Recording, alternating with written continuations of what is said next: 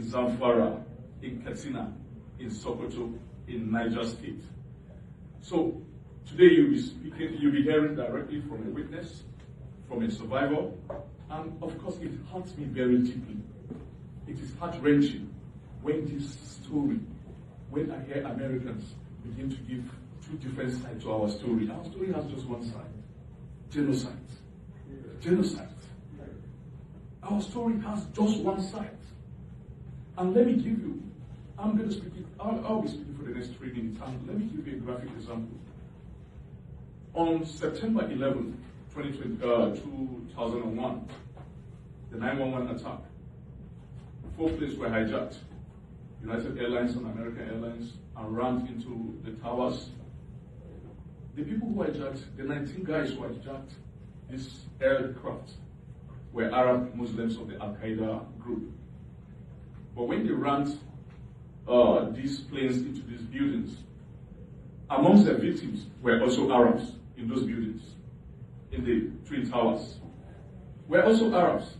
But does it mean that it was a clash between American and Arabs? No, it was a direct attack on Americans. Some Arabs may be collateral damage. That was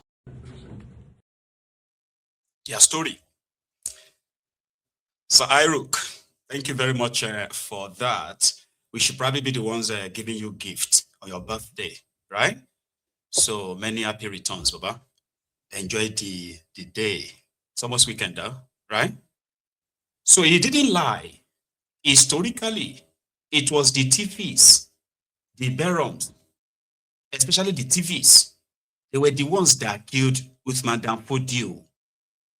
I need to keep reminding you, history is very, very important, because those who failed to learn from history, they are bound, or they are caused to repeat the history. You may be wondering, what the hell, man? Why, in Nigeria, they want us to believe that we have the North and the South.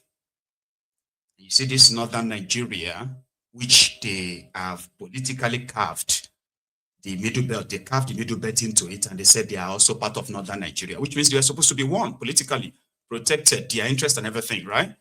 Why are the Fulanis killing the Middle Beltons? Why are they targeting the TVs, the Barons, all these people from this Middle Belt part of Nigeria? Why? They were supposed to be Northerners. They are supposed to be brothers. You get what I mean? Where everybody actually exists for free, where their interest is so protected, the way they are pretending to do. But no.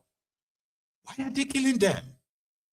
It is an unfinished war, and it is religious. Uthman Dan Fodio was the first terrorist to set foot on the soil of the country called Nigeria today. He was the first official terrorist in history. Unfortunately, it's the forefathers to the current Sultan of Sokoto. History, oh.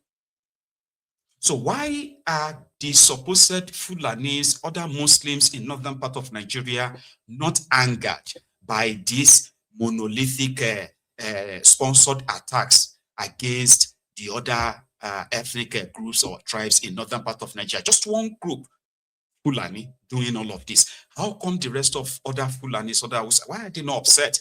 The Muslims, why are they not angry? Because it is an unfinished war. Now the people who killed Fodio be that. TV people, they shot him a poisoned arrow. True story. Because he was trying, just like these terrorists are doing now, he was trying to overrun today's Middle Belt. He was trying to overrun them with the promise. This was like in 1807, 1800. Did you feel me? Since that time, somebody where they sell, what do you call it, is selling all these voodoos, rings and all that. Then he started teaching the people how to read Quran. So they started calling him teacher. So in the process, he started turning the children against their parents, you know. In the process, like he's teaching them Quran, he's teaching them how to read and all of that stuff. And suddenly, these students became his primary soldiers. They were the ones who became his primary army, indeed. who turned against their own supposed people because they felt like they were idol worshippers and their ways is against the God's way. So that was how he conquered the Hausa land. He used the Hausas with the support of his imported Fulanis to conquer Hausa land. He tried it with the economy of Borno. He didn't succeed. So he turned to the Middle Belt, faced TVs. He didn't succeed. They killed him. That was the end of the jihad. He returned back to Sokoto, formed his caliphate there, stayed back there. No, he didn't, like, he's formed it, then he died there, rather. He died there. So you saw these descendants of Uthman Dan Fodio, whether they are educated, whether they are in the bush, whatever they once they identify as Fulanis, there is that unfinished war. The Nigerian government, who was supposed to actually nip it in the bud, like end it, they have decided to tolerate it. And we all know why. So for years, these Fulani groups and those ones they brought from the Sahel and the Tuareg, all these guys that they brought into Nigeria, they were allowed to group, they are allowed to form base, they are allowed to arm themselves so much that Nigeria is no longer dealing with Boko Haram. And that is why an unfinished war that the government of Nigeria, if they are sincere, know the sponsor, they know those behind it. They could get rid of them if they wanted to. No, but no. Let's tackle. Frank, finish his statement. That was what happened on 9/11. And so today, if you hear that Muslims are also being killed in Nigeria, they're just collateral damage. And some are killed because of their sect. The epicenter of the genocide in Nigeria is in the Middle Belt, where the Fulanis have been ravaging, destroying our lands and occupying our lands. My village of Yelwata was attacked on the night of June 13, where 278 of my relatives were killed. Among these are my nephews, my nieces, my siblings, my uncles, my aunties. When Ralimo went to Nigeria and met the woman whose husband was killed and 5 of her children, that's my cousin. That's my cousin. So these are not just numbers. These are not just disposables or expendables. These are family relatives. For every number you heard in Nigeria, these are my cousins. These are my siblings. As I talk to you right now, my father's youngest son, my youngest sibling, is just 3 years old. He's in the IDP camp. And this morning, he was fed with just a pack of noodles. They were given a pack of noodles, 4 of them, to share a single pack of noodles, 4 people. A single pack of noodles.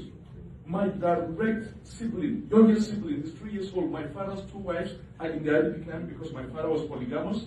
I have 13 siblings. They are all in the IDP camp. My father was acting in local parentage to the children of his dead siblings. So he was a father to about 42 other kids. They are all in the IDP camp.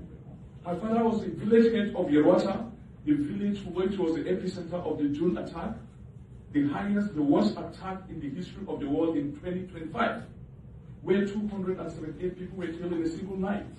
It never happened anywhere in the world. It happened in my village, my community, my own relatives. So I am the final authority in exactly what is happening, not the Nigerian government. We do not believe they will tell any other side than the side they've been saying. Because many of them are the enablers of what is happening. And now today, instead of the Nigerian government to focus on solving this issue, they are spending millions of dollars of unbudgeted funds, taxpayers' money, for optics to the lobbyists. That is exactly what is happening. That money could have solved the issue. The $9 million could have solved the issue of what's on ground. And returned, as they continue to launder their image, our people are still in the IDP camp with no plan for them to go back home to their ancestral lands. Their ancestral lands are right now in the hands of the Fulanis. Finally, as I conclude, this same morning of today in Nigeria, 2 of my kinsmen from a neighboring community called Daudu, 2 of them, Tekedi Ashwa, 46 years old, and Aledi, 44 years old, were arraigned in the Federal High Court Abuja today for terrorism.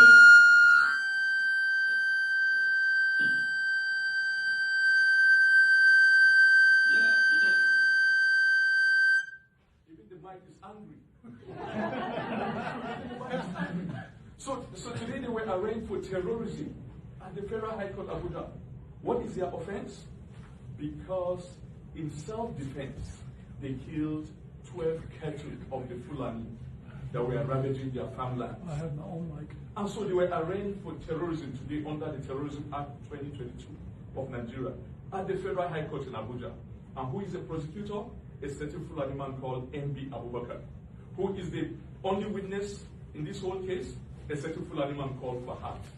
That is exactly what is happening to us.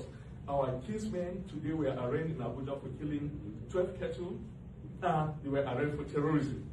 But the Fulanis who have come, who have killed hundreds of my kinsmen in June, who are killing every day thousands of our relatives, no one has been arrested and no one has been arraigned. I finally conclude by saying, you are the conscience of the free world. The might of America is not in the armed forces. It's not just in the military or its wealth, but it's in its moral authority. Can you use your moral authority to defend us, please? Thank you, and may God bless you all. True story. It is so ridiculous that they have places where they have soldiers, military formations, formed roadblocks all over the place. Whenever there will be any attack, suddenly the military roadblocks in the area will suddenly just disappear. Now, the terrorists can begin attacking a community from, for example, from 9 p.m. and they can continue the operation that could last up till 5 a.m. the following morning. Yeah, there will be no single security response, not a single one. Now, when people have been killed or others have been kidnapped, and the survivors who ran into the bushes and all of that, all of them are out, suddenly the military will show up. I'm talking about like in kind of like a combat mode. This time around, it is to stop any form of reprisal. Any form that people would actually gather together, arm themselves, and go after the terrorists, they will stop it. If in the process of trying to stop all of you from forming and going back to fight these terrorists or what have you, yeah? If they should find any weapon or what have you, you will be charged for terrorism, for possession of firearms, this, and that, and you could die in jail. Then you won't even appear in court. A food seller, somebody who had a restaurant in Enugu, where everybody comes in, customers comes in and buy food and go, right?